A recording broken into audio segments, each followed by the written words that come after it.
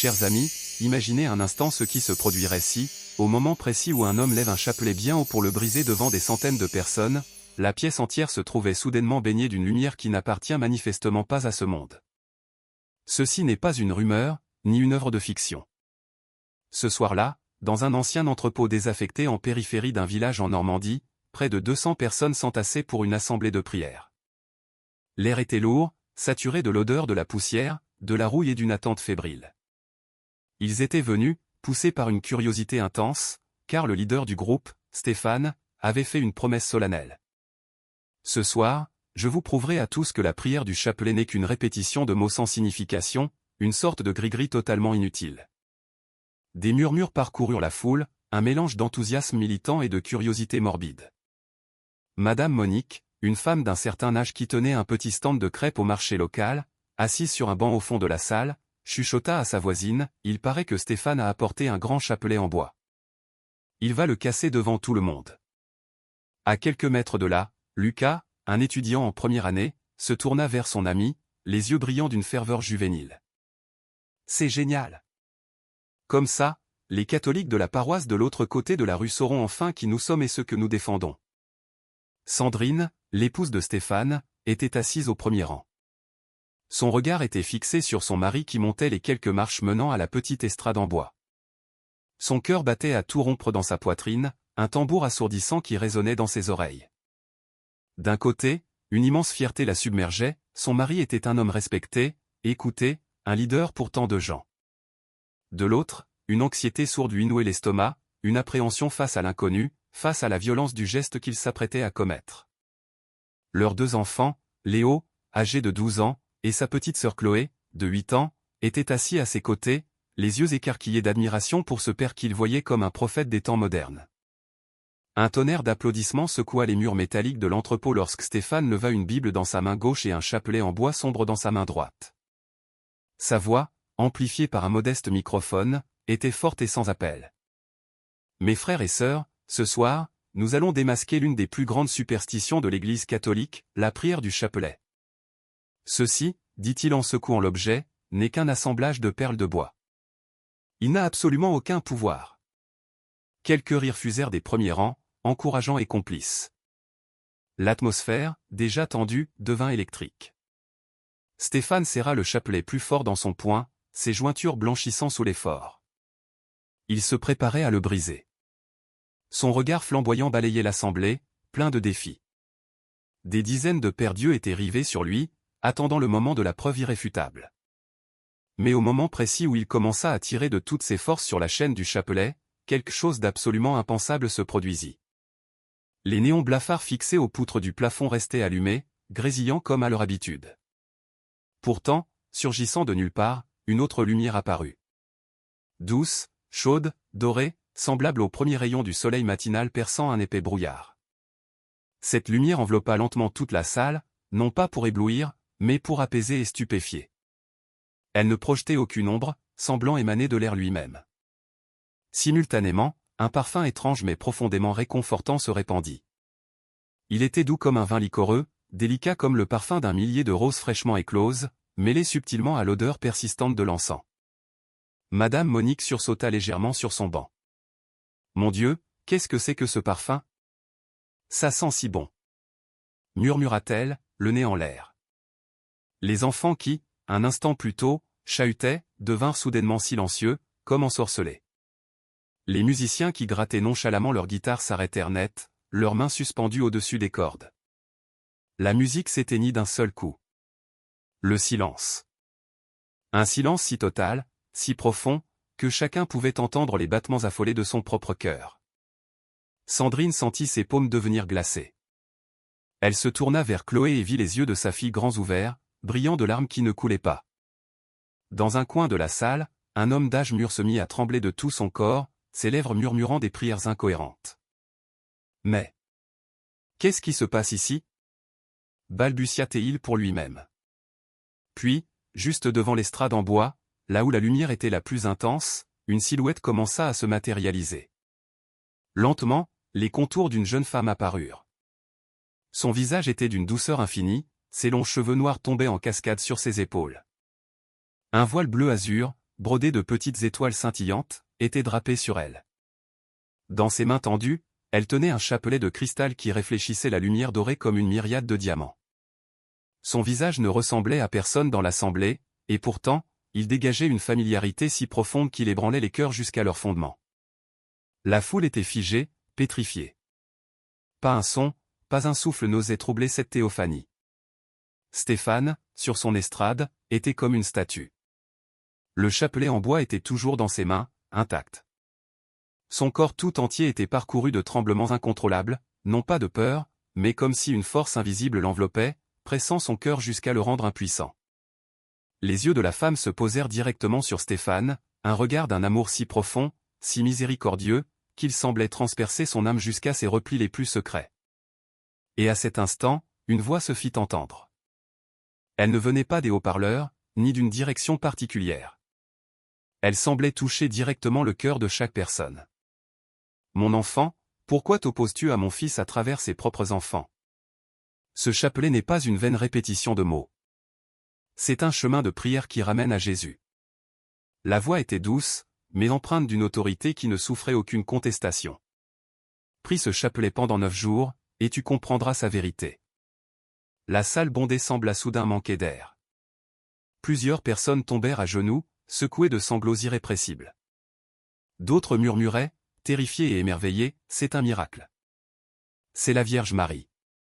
Elle est apparue. » Pendant ce temps, Stéphane, l'homme qui quelques secondes plus tôt s'apprêtait à commettre un acte de destruction, ne put que s'agenouiller lentement. Des larmes brûlantes coulaient sans fin sur ses joues. Et le chapelet en bois, qu'il avait jugé sans valeur, il le serra contre sa poitrine comme le plus précieux des trésors. En un seul instant, tout son univers intérieur avait volé en éclats. Stéphane était né dans un petit village côtier en Bretagne. Les plages de sable blanc battues par des vents puissants et une vie modeste avaient rythmé son enfance. Son père, un protestant d'une grande piété, dirigeait souvent de petits groupes de prière dans les maisons des habitants.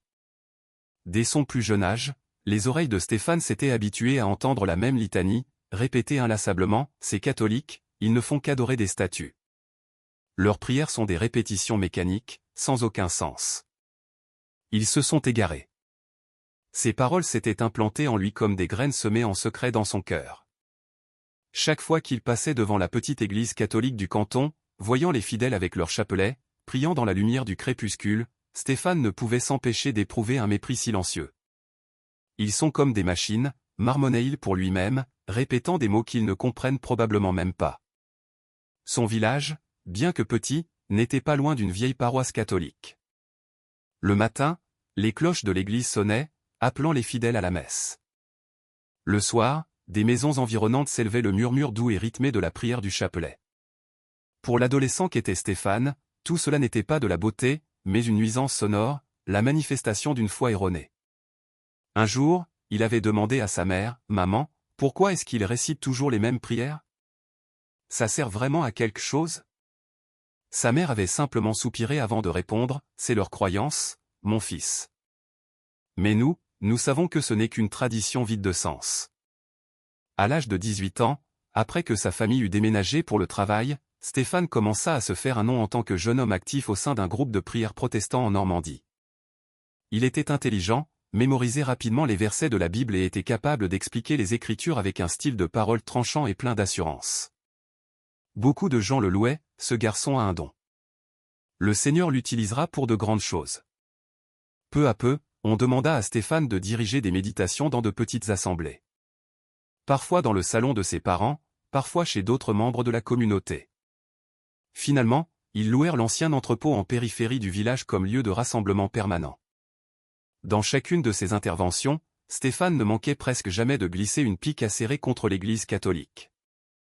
Une femme, autrefois catholique, raconta qu'un soir, Stéphane avait ouvert sa Bible à l'Évangile de Matthieu et avait déclaré devant tout le monde, « Voyez. Jésus lui-même a dit, ne rabâchez pas comme les païens dans vos prières. » Alors, ce que font les catholiques avec leur chapelet est clairement contraire à la parole de Dieu. Les gens avaient ri et applaudi. Dans son cœur, Stéphane se sentait comme un guerrier de la vérité, en croisade pour détruire l'erreur. À 25 ans, Stéphane épousa Sandrine, une jeune femme douce issue de la même communauté. Sandrine avait été proche du milieu catholique dans son enfance, mais après que sa famille eut déménagé et rejoint la communauté protestante, elle s'était lentement éloignée de l'église. Le soir de leur mariage, Sandrine lui murmura à l'oreille, « Mon chéri, je suis certaine que Dieu t'a placé ici pour nous guider. » Cette phrase s'enflamma comme un feu dans le cœur de Stéphane, renforçant sa détermination à défendre la vérité, ou du moins la version de la vérité qu'il détenait. Quelques années plus tard, ils eurent 2 enfants, Léo et Chloé.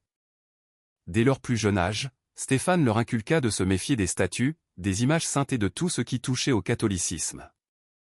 Chaque fois qu'ils rentraient de l'école en passant devant une église catholique et voyaient des enfants de leur âge tenant un chapelet, Léo se détournait souvent en disant à sa sœur, « Papa a dit que c'est juste un jeu, que ça ne sert à rien. » La maison de la famille de Stéphane était située juste en face d'une modeste paroisse catholique dans la Loire-Valais. Chaque jour, il voyait les fidèles aller et venir. Le matin, bien habillés, se rendant à la messe. Le soir, quelques familles arrivaient avec des chapelets et des livres de prière. Loin de susciter sa curiosité, ce spectacle ne faisait qu'attiser son irritation. Plusieurs fois, il montra l'église du doigt en disant à Sandrine, « Regarde-les. Ils y vont, ils en reviennent, ils récitent leurs prières, mais leur vie reste la même. Ils pensent que ça va les sauver. » Sandrine se contentait d'hocher la tête, faisant entièrement confiance au jugement de son mari. Avec le temps, l'influence de Stéphane grandit. Il n'était pas un pasteur officiel, mais la congrégation le considérait comme son leader spirituel. Chaque samedi soir, l'ancien entrepôt qu'il louait était plein à craquer. Les gens venaient des villages environnants pour entendre Stéphane enseigner la Bible. Et il n'y avait presque aucune réunion qui se passait sans une critique des enseignements catholiques, sur les saints, les statues, la messe et, bien sûr, le chapelet. Le point culminant fut atteint au début du mois d'octobre, le mois que les catholiques du monde entier connaissent comme le mois du rosaire. Dans la paroisse en face de sa maison, l'activité semblait plus intense. Presque chaque après-midi, des groupes de fidèles entraient dans l'église, un chapelet à la main. Pour Stéphane, c'était comme la saison des récoltes pour prêcher contre le chapelet. Lors de plusieurs réunions, il répéta à sa congrégation, « C'est le mois le plus superstitieux chez les catholiques. Ils élèvent Marie à un point tel qu'ils en oublient Jésus. » Ses fidèles acquiesçaient, certains ajoutant des commentaires cyniques. Voyant cette réponse, Stéphane commença à planifier quelque chose de plus grand qu'un simple sermon, une campagne de 3 soirées qui, selon lui, révélerait la vérité ultime. Il intitula cette série de réunions « Démasquer les traditions humaines, retrouver la vérité de la parole ». Dans l'ancien entrepôt, il réarrangea les bancs, consolida la petite estrade en bois, emprunta un projecteur pour afficher des versets bibliques sur un écran et installa un système de sonorisation assez puissant pour rivaliser avec les chants de prière de l'église catholique d'en face. Sandrine, avec patience, disposa les chaises en plastique, installa des ventilateurs, s'assurant que tout était prêt. Un groupe de jeunes hommes l'aidait, plaisantant de temps en temps, « Ça va être bondé ces soirs-ci. Si des catholiques viennent, ils vont être choqués d'entendre nos explications. » Stéphane se contenta d'un léger sourire, convaincu au fond de lui qu'il accomplissait une grande mission pour Dieu. Le premier soir, il prêcha sur le danger de prier les saints. Le deuxième soir, il critiqua la messe et l'Eucharistie. Et le troisième soir, qu'il avait spécialement réservé pour attaquer le chapelet, il avait prévu qu'il se terminerait par un acte dramatique, écraser un chapelet devant des centaines de père-dieux. Il n'aurait jamais imaginé que cette nuit-là, c'est sa propre vie qui serait brisée en morceaux, et non le chapelet. Et que des ruines de ses anciennes convictions, quelque chose de complètement nouveau commencerait à grandir.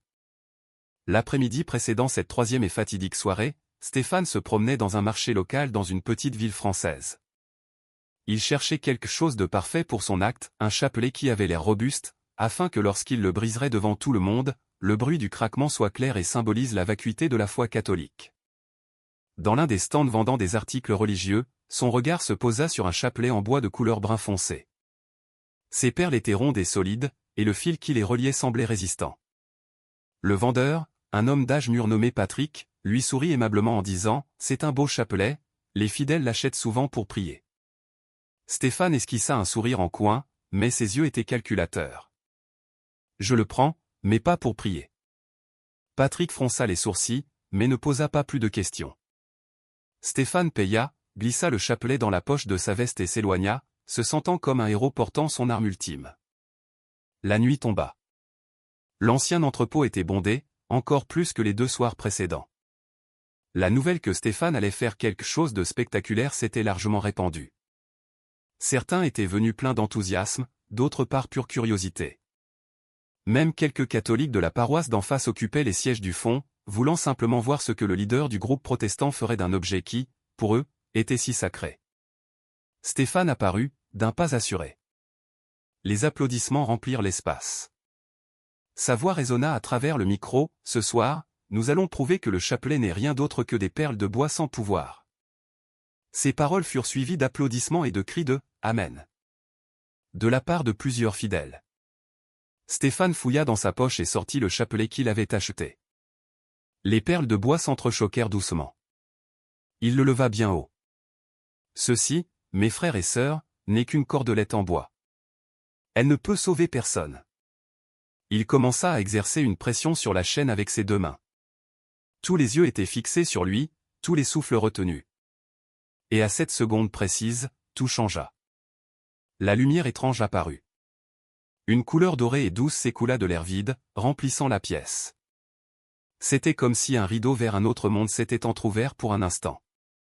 L'odeur de rose fraîche s'infiltra, pénétrant les narines avec une beauté que personne n'avait jamais connue ici. La musique s'arrêta. Un jeune homme laissa tomber sa guitare de ses genoux. Les petits enfants devinrent soudainement muets. Les gens se tournèrent les uns vers les autres, inquiets. Mais personne n'osait parler. C'était comme si le temps s'était figé. Sandrine se redressa, le souffle court. Léo et Chloé fixaient leur père sans ciller. Stéphane lui-même sentit son corps perdre toute sa force. Ses mains, qui s'apprêtaient à briser le chapelet, tremblaient maintenant violemment. C'était comme si les perles de bois s'étaient transformées en fer lourd. Puis la silhouette de la femme apparut, très clairement. Ce n'était ni une ombre, ni un reflet de lumière. Son visage était serein, ses cheveux noirs brillaient, un voile bleu parsemé d'étoiles couvrait ses épaules. Dans ses mains, elle tenait un chapelet de cristal qui scintillait comme de la neige touchée par le soleil. Personne ne connaissait cette femme, mais tous avaient l'impression d'avoir déjà vu ce visage quelque part, dans les profondeurs de leur mémoire. Plusieurs personnes s'effondrèrent immédiatement, tremblant et se tenant la poitrine. « La Vierge Marie, la Vierge Marie !» murmura un jeune homme qui se mit à pleurer. Stéphane était pétrifié, le souffle court. Il voulait parler, mais sa langue était paralysée. Ses yeux étaient rivés sur cette douce lumière. Et la voix vint, non pas de sa bouche, non pas des haut-parleurs, mais de son cœur. « Mon enfant, pourquoi t'opposes-tu à mon fils à travers ceux qu'il aime ? Ce chapelet n'est pas une simple répétition sans signification. Le chapelet est un chemin de prière qui ramène à Jésus. » Ces mots transpercèrent son âme. Stéphane tomba à genoux sans même s'en rendre compte. Un flot de larmes inonda son visage. Le chapelet qu'il s'apprêtait à briser, il le serra maintenant fort contre sa poitrine. « Pris ce chapelet pendant 9 jours, continua la voix. Si, après cela, tu crois encore que ce chapelet est vain, alors brise-le. Je ne reviendrai pas. Mais si tu trouves la vérité, tu comprendras l'amour de mon fils pour le monde. » Puis, aussi soudainement qu'elle était venue, la lumière s'estompa lentement. Le parfum de rose disparut. La pièce fut de nouveau envahie par la réalité. Mais ce n'était plus la même réalité. Les gens commencèrent à murmurer. Certains pleuraient, d'autres criaient. Certains avaient peur, d'autres, confus, essayaient de nier. Mais tous savaient qu'ils avaient vu quelque chose d'inexplicable. Stéphane était toujours à genoux, serrant le chapelet. Il ne pensait plus aux applaudissements ni aux acclamations. Il ne savait qu'une chose, sa vie ne serait plus jamais la même après cette nuit. Le lendemain, une atmosphère pesante régnait dans la maison de Stéphane. Sandrine était assise à la table de la cuisine, le visage empreint d'une confusion totale. Pendant ce temps, Léo et Chloé jouaient silencieusement dans le salon. Personne ne parlait des événements de la nuit précédente, mais une tension palpable emplissait l'air. Stéphane était assis dans un coin de la pièce, ses mains tenant toujours le chapelet en bois, qui semblait maintenant complètement différent. Les pensées et les émotions s'entrechoquaient en lui. Il y avait de la confusion, de la peur, et aussi un sentiment étrange face au changement qu'il venait de subir. C'était comme s'il s'était réveillé d'un long rêve, un rêve qu'il avait toujours considéré comme la vérité. Sandrine regarda son mari avec une profonde inquiétude. Elle savait que quelque chose avait changé en lui. « Mon chéri, que s'est-il passé hier? Pourquoi as-tu réagi comme ça tout d'un coup ?» demanda Sandrine d'une voix douce, essayant de comprendre ce que son mari pensait. Stéphane secoua simplement la tête. « Je ne sais pas, Sandrine. J'ai l'impression que quelque chose s'est réveillé en moi, quelque chose qui était endormi depuis si longtemps. Tout ce en quoi je croyais, tout ce que j'enseignais, tout cela semble flou. J'ai l'impression d'avoir vu une vérité plus grande, quelque chose qui va au-delà de ce qui est simplement écrit dans la Bible. » Sandrine s'approcha et s'assit à côté de Stéphane. « Que veux-tu dire ?» demanda-t-elle à nouveau, pleine de curiosité. Stéphane regarda le chapelet en bois dans sa main. Ses yeux commencèrent à s'embuer. « J'ai l'impression que ce n'est pas juste du bois. Ce n'est pas juste une chaîne de perles sans signification. Il y a une puissance là-dedans. Il y a une prière puissante derrière chaque mot prononcé. Je considérais cela comme une stupidité, mais hier soir, je l'ai senti, Sandrine. » Sandrine resta silencieuse un moment, regardant son mari avec anxiété, puis posa sa main sur la sienne. « Mon chéri, es-tu sûr de toi? Tu sais ce que les gens vont penser de nous? De ce qui s'est passé hier soir? Ils vont croire que nous avons changé de camp. » Stéphane prit une profonde inspiration. « Je sais, Sandrine. Je sais tout ça. Mais pouvons-nous continuer à vivre dans un mensonge? Je ne peux plus nier ce qui s'est passé hier soir. J'ai ressenti quelque chose qui va au-delà des mots. C'est un appel à voir une vérité plus profonde. » Sandrine serra doucement la main de son mari. « Si c'est ce que tu ressens, si c'est ce que tu crois, alors je te soutiendrai, mon chéri. Mais je suis inquiète de ce qui va nous arriver après ça. Je ne sais pas, Sandrine. Je sais seulement que je ne peux pas retourner sur l'ancien chemin. Je dois chercher plus loin. Je dois comprendre plus profondément ce qui vient de se passer, » répondit Stéphane avec une voix pleine de conviction. Les jours suivants furent de plus en plus difficiles. Toute la communauté commença à remarquer le changement chez Stéphane. Certains s'approchèrent de sa maison, essayant de lui parler, lui offrant des conseils, et l'accusant même d'avoir été influencé par des forces obscures. Stéphane se sentait piégé entre deux mondes, l'ancien monde qu'il connaissait et le nouveau monde qui émergeait en lui, plein d'une vérité qu'il ne pouvait expliquer avec des mots. Pendant ce temps, les rumeurs sur le changement de Stéphane commencèrent à se propager rapidement. Certains membres de l'Église catholique qui ne lui avaient jamais prêté attention auparavant commencèrent à le remarquer. Ils chuchotaient entre eux, se demandant si Stéphane avait vraiment eu une révélation ou s'il était simplement piégé dans une illusion. Cependant, Stéphane se sentait de plus en plus convaincu qu'il ne pouvait pas éviter l'appel de cette nuit-là. Il sentait qu'il devait y faire face, même avec un risque énorme. Il savait que cette démarche pourrait lui faire perdre beaucoup de choses, la communauté qu'il avait bâtie, et même sa famille qui pourrait devoir traverser des moments difficiles. Un après-midi, Stéphane était assis dans le salon avec Sandrine et leurs enfants. Il regardait par la fenêtre les gens qui passaient habituellement pour se rendre à l'église d'en face. Son cœur était lourd, mais il y avait une paix étrange. Il savait que s'il allait plus loin, tout changerait. « Nous devons aller à l'église, Sandrine, » dit Stéphane d'une voix ferme. « Je ne sais pas ce qui se passera après, mais je dois le faire. » Sandrine le regarda avec des yeux pleins de confusion et un peu d'anxiété. « Mon chéri, es-tu sûr? Nous avons vécu comme ça depuis si longtemps et maintenant, tout va changer? » Stéphane hocha la tête. « Je dois en savoir plus, Sandrine. Je dois chercher la vérité au-delà des limites dans lesquelles j'ai toujours cru. Ce n'est pas seulement à propos de moi, c'est aussi à propos de nous, de notre famille. » Avec des sentiments mitigés, Sandrine accepta finalement de suivre son mari. Ils décidèrent de se rendre à l'église catholique près de chez eux, même s'ils savaient que cela compliquerait leur vie. Mais pour Stéphane, c'était le premier pas pour trouver la vérité qui était cachée derrière les croyances et les enseignements qu'il avait adoptés. En arrivant à l'église, Stéphane se sentit nerveux. Il ne savait pas ce qui allait se passer. Cependant, il savait que ce chemin ne serait pas facile. Sandrine lui serra la main fermement, lui offrant son soutien malgré un cœur plein de confusion et de doute. Lorsqu'ils entrèrent dans l'église, Stéphane sentit que l'air autour d'eux était différent. Une atmosphère chaleureuse et paisible flottait dans chaque recoin. Même s'il ne pouvait pas l'expliquer complètement, il savait qu'il était au bon endroit. Les jours à venir seraient remplis d'épreuves et de défis. Mais Stéphane sentait que le chemin qu'il avait choisi était le bon, le chemin vers la vraie vérité. Les jours qui suivirent la première visite de Stéphane à l'église catholique furent remplis de questions sans réponse. Bien qu'il ait ressenti une paix à l'intérieur de l'église, le doute persistait dans son esprit. Sandrine, bien que soutenant la décision de Stéphane, se sentait également confuse et anxieuse quant à l'avenir de leur vie. D'un autre côté, les voisins commencèrent à parler plus fort du changement de Stéphane. Certains le considéraient comme égaré, tandis que d'autres s'inquiétaient de l'impact sur leur communauté. Cependant, Stéphane sentait qu'il devait continuer à avancer. Il ne pouvait plus se cacher derrière les anciennes croyances qu'il avait commencé à remettre en question. Chaque fois qu'il tenait le chapelet en bois dans sa main, son cœur tremblait, comme si une force le guidait vers une compréhension plus profonde. Une nuit, après plusieurs semaines de réflexion et de prière, Stéphane décida de se rendre au presbytère.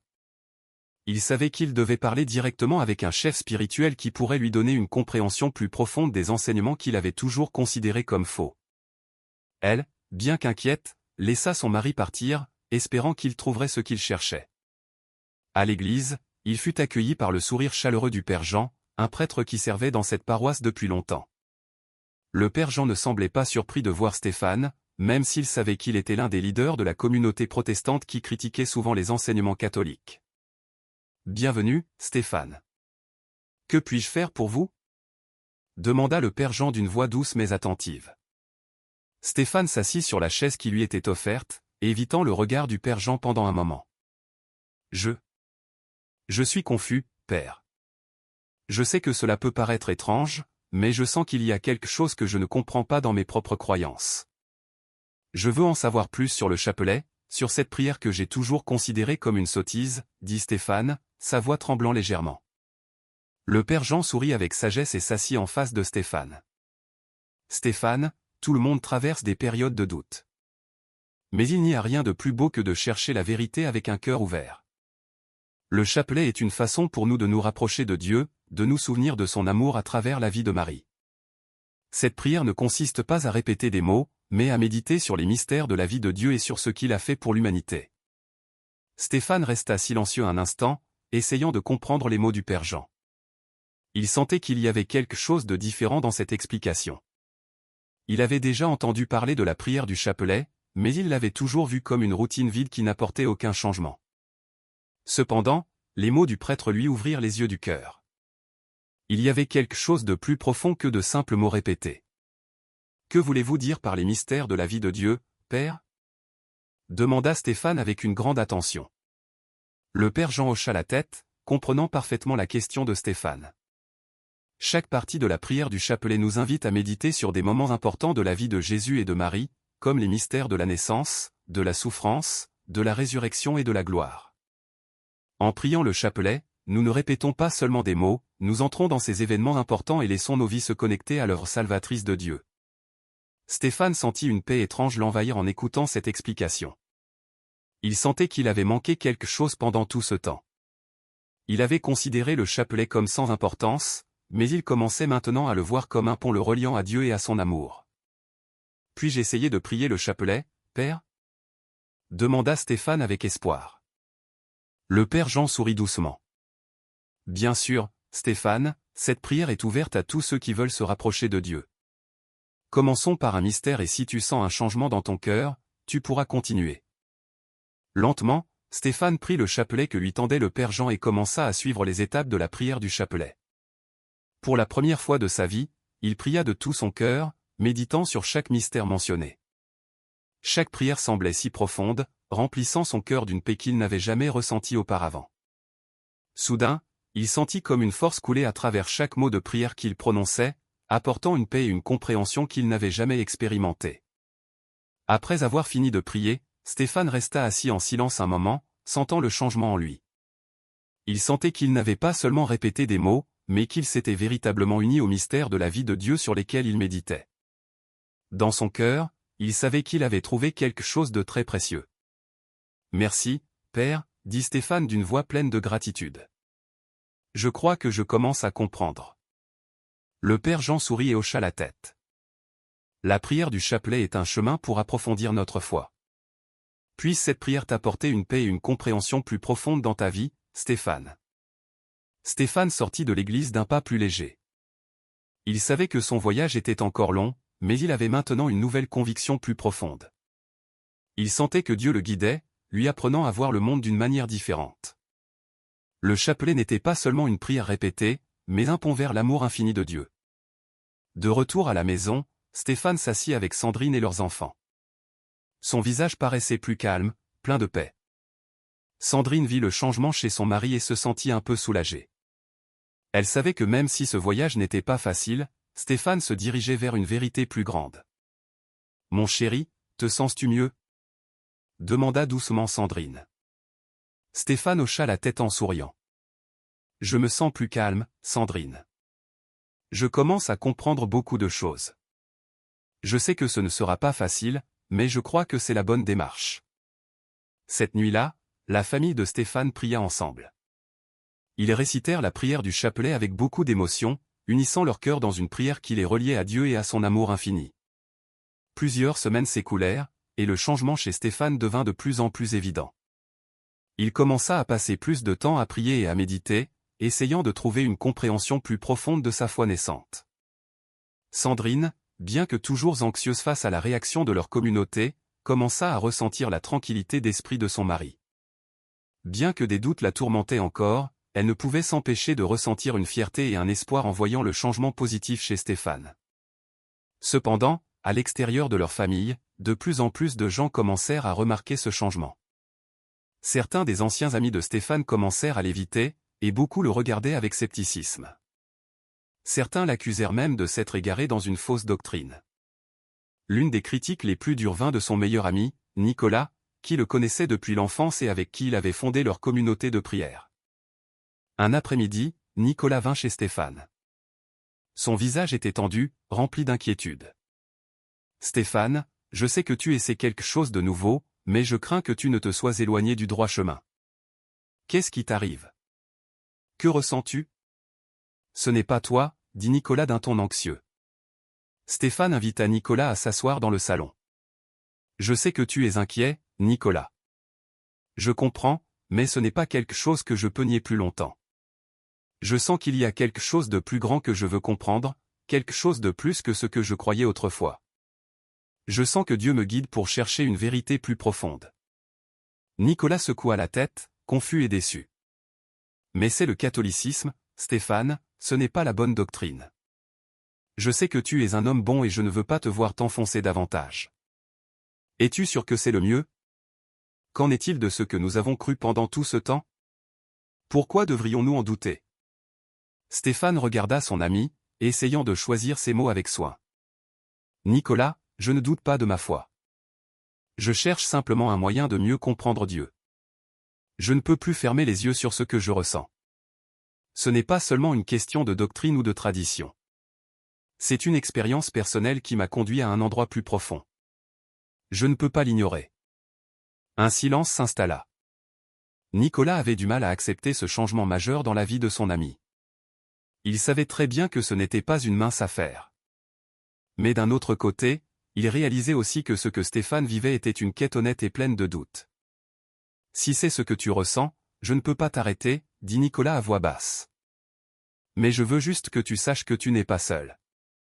Je suis toujours ton ami, Stéphane, et je veux juste que tu sois heureux et que tu ne perdes pas ton chemin. » Stéphane hocha la tête, la gratitude se lisant dans ses yeux. « J'apprécie, Nicolas. J'espère juste que nous pourrons continuer à nous soutenir mutuellement même si nos chemins diffèrent. Je ne veux pas te changer. Je veux juste suivre ce que je ressens comme étant la vérité. » Cette conversation laissa une profonde empreinte sur le cœur de Stéphane. Bien qu'il se sente plus confiant dans sa voix, il savait aussi que tout le monde ne comprendrait pas son choix. Cette tension se fit de plus en plus sentir au sein de leur communauté. Certains amis proches commencèrent à l'éviter. Certains cessèrent même de venir à la réunion de prière. Certains commencèrent à dire qu'il était trop influencé par les enseignements catholiques, et cela le fit se sentir aliéné de la communauté qu'il avait construite avec tant de dévouement. De son côté, Sandrine ressentait également une pression croissante. Elle entendait les chuchotements négatifs des gens autour d'elle sur le changement de Stéphane. Parfois, elle se sentait fatiguée de devoir faire face aux regards sceptiques de ses voisins et amis qui étaient inquiets ou même en colère contre la décision de Stéphane. Cette nuit-là, après le dîner, Sandrine s'assit avec Stéphane. « Mon chéri, je sais que c'est difficile. Je sais ce que tu ressens et je veux que tu saches que je te soutiendrai toujours. Mais je m'inquiète de ce qui se passera si nous continuons sur cette voie. Nous avons déjà perdu beaucoup d'amis. J'ai l'impression que nous sommes de plus en plus isolés de tout le monde, dit Sandrine d'une voix douce mais pleine d'inquiétude.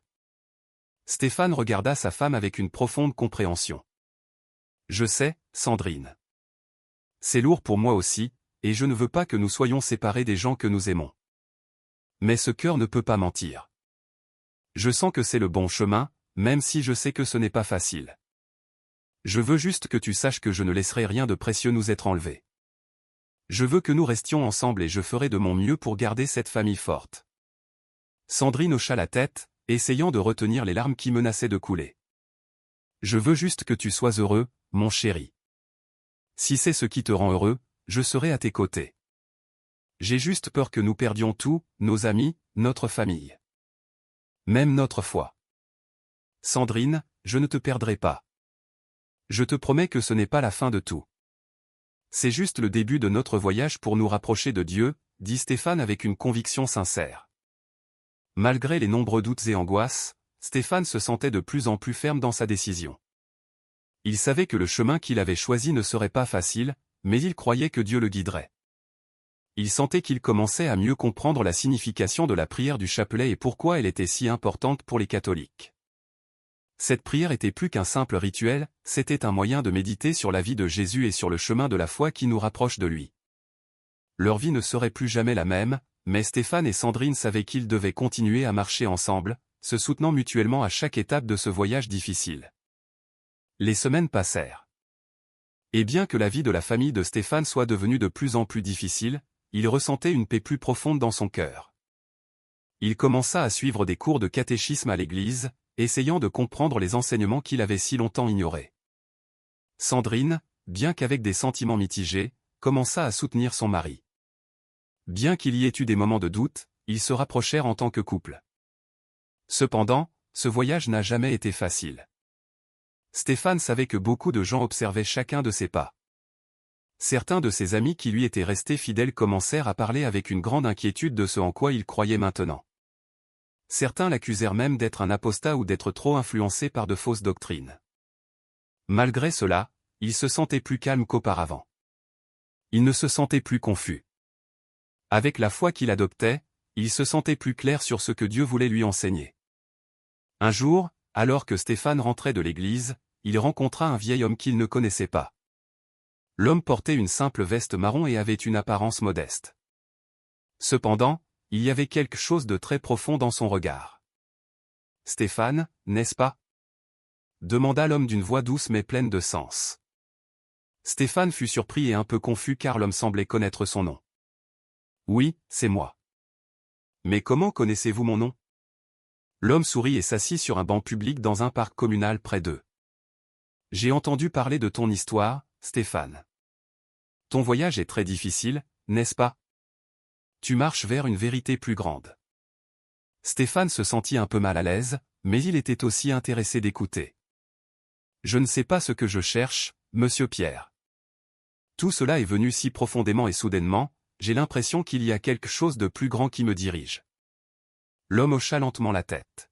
« Parfois, nous devons traverser l'obscurité avant de trouver la vraie lumière, Stéphane.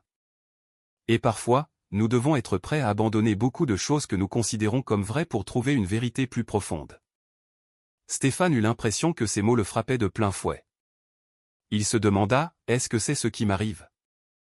Dois-je abandonner tout ce que je croyais auparavant pour trouver la vraie vérité? Que dois-je faire, monsieur Pierre? Demanda Stéphane à voix basse.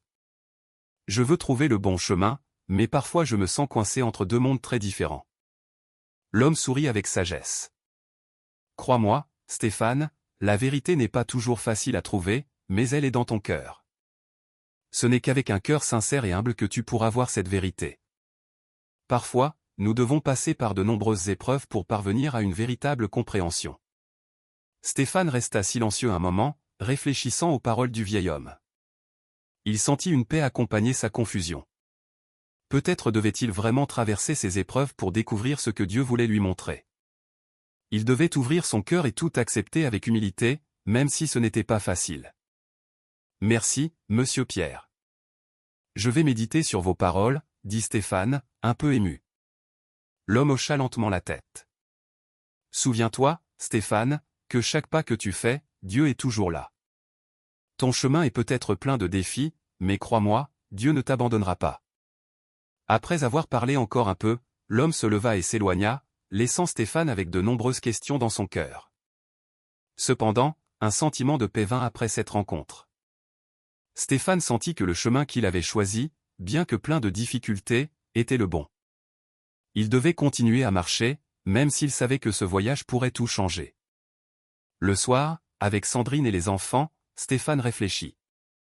Il sentait son cœur plus calme, plus sûr de la direction de sa vie. Bien qu'il sache que beaucoup de gens ne comprendraient pas, il sentait que Dieu lui montrait le chemin.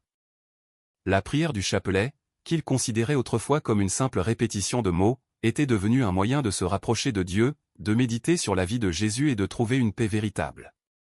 Sandrine vit ce changement en lui. Bien qu'elle ait encore de nombreux doutes, elle ressentit une paix plus profonde chez Stéphane. « Mon chéri, je vois que tu es de plus en plus calme. Que ressens-tu ? Es-tu sûr de cette décision ?» demanda Sandrine avec des yeux pleins d'espoir.